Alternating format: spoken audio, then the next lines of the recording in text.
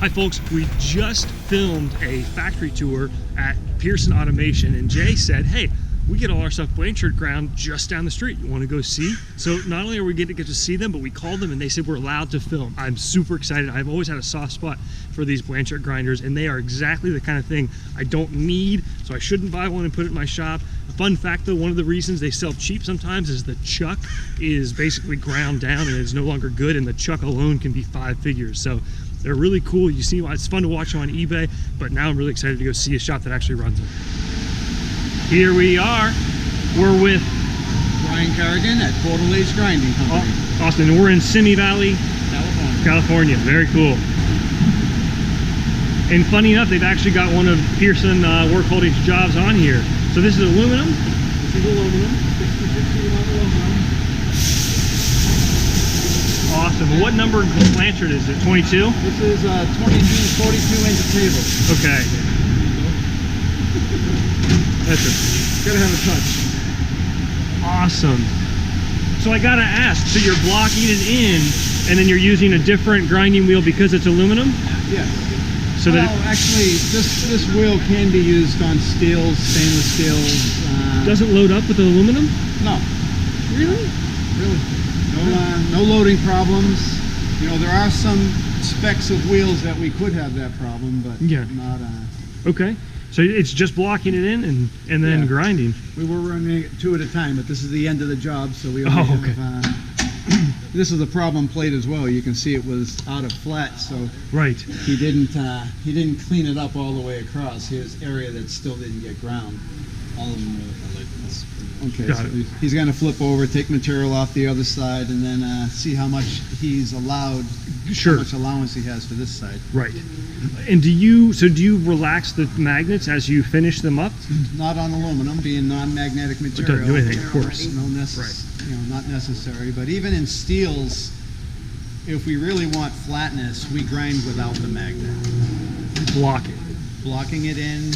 And maybe if it's a strongly magnetic material, we might put aluminum underneath it. And then so that block it in. Got it. Yeah. Interesting. Hold it off the magnet. Because the magnet has to be on to hold the blocking blocks.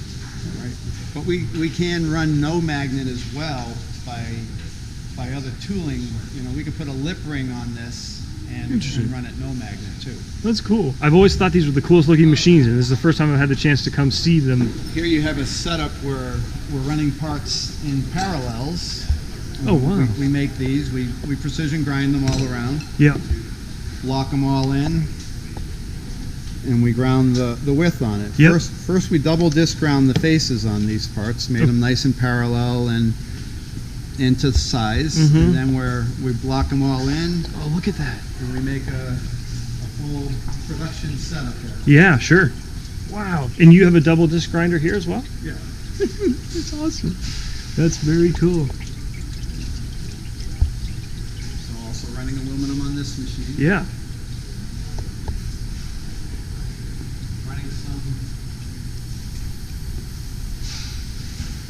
Small little setups of steel.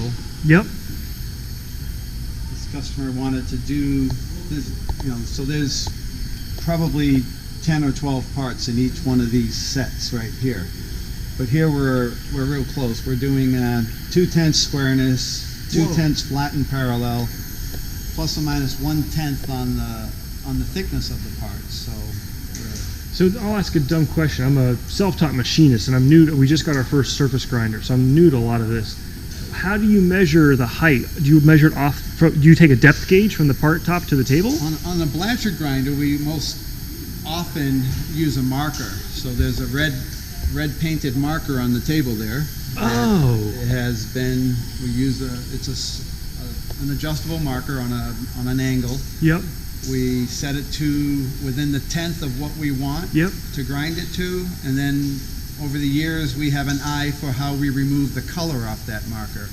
Sure. And we know when we're coming into size and how much we can touch our marker and all that. So it's like an adjustable parallel. Correct. And then you just ink the top. Yeah. These are our these are our trade secrets. Sorry. We can take a quick shot of that. Yeah, sure. Those are all our markers. I don't want to give away the secret here. But it's Dykem or some sort of material that you just replace we use at top. Crayon, a marker crayon. Interesting. Yeah. My kids would love it. Yep. So No kidding. we mark up our work. We mark our marker.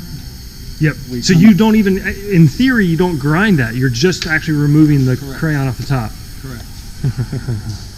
And we use the crayon on aluminum plates because aluminum plates will do this under the grinding wheel. So as we're finishing the plate, we leave color in certain areas to help us read flatness. And Yeah. we would probably try to leave the plate 2 to 5/10 concave if we're really going after close flatness. Interesting. But if we clean up all the crayon, the part can flex the other way, and then we have to paint it again and come down and clean them up again. I just took a hand scraping class, 5-day class, and let me tell you, when you get a little lake in your part and you've got to bring everything else down, it makes you appreciate Yes. things like that. Yes. Wow. So what are we doing over here? So this wow. is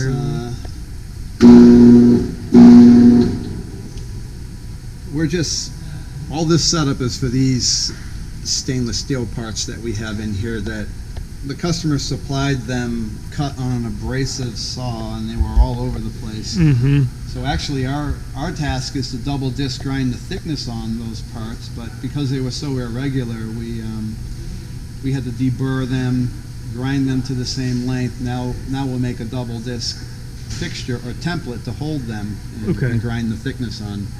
It's 302 stainless steel. And for folks that are watching this that don't know what a Blanchard grinder is, the table and grinding inserts on the table both rotate us. Is that correct? So the table rotation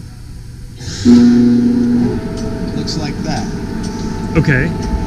And then when I turn the motor on, this grinding wheel, this 50 horsepower grinding wheel Wow. is going to go around, and this whole column feeds down. Wow. This is the controls for feeding this whole column down. Yep. Feed it down, and that's got an automatic down feed as well. Mm-hmm. Table's rotating at 16 revolutions per minute, so we cover the work 16 times a minute, Got which really helps in stress, not putting stress into the metals while we're working on them, because we cover the whole surface, removing tenths at a time. So much. You're right. And what sort of RPMs would the The grinding wheel, I think, the grinding head turns, I believe it's around 600 RPM. Oh wow, that's actually a lot of surface feet Yeah. at that radius. Wow. So, another aluminum job that we're, Holy cow, you guys have a lot of. Wow. it's just a bigger block that we're grinding all sides on. Mm-hmm. We also double disc ground the thickness on this part first. Okay.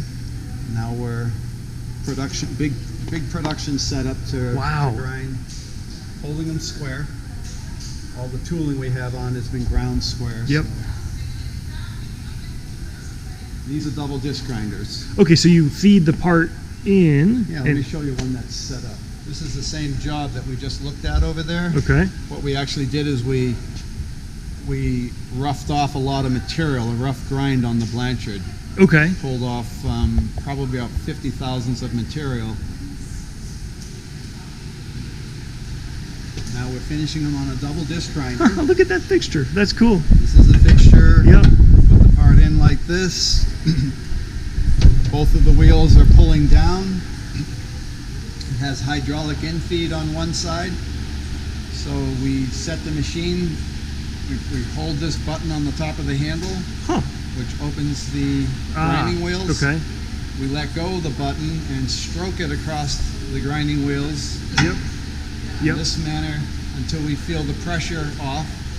Take the part out and check size, and And on to the next. we're quickly into size.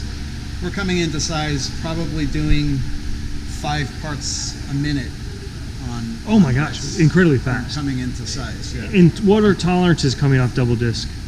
On parallelism. We're plus or minus 1 on this job, or we might even be. 1/10. We might even no 1,000. Okay.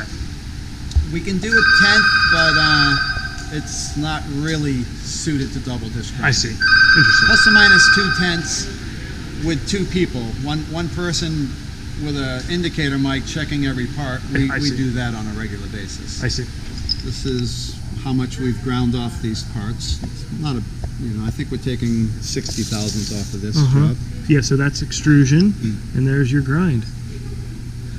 Very cool. And then, so you got 1, 2, 3, 5 Blanchards? 6? And I got a bigger one over there, a 60-inch one over there. 60-inch?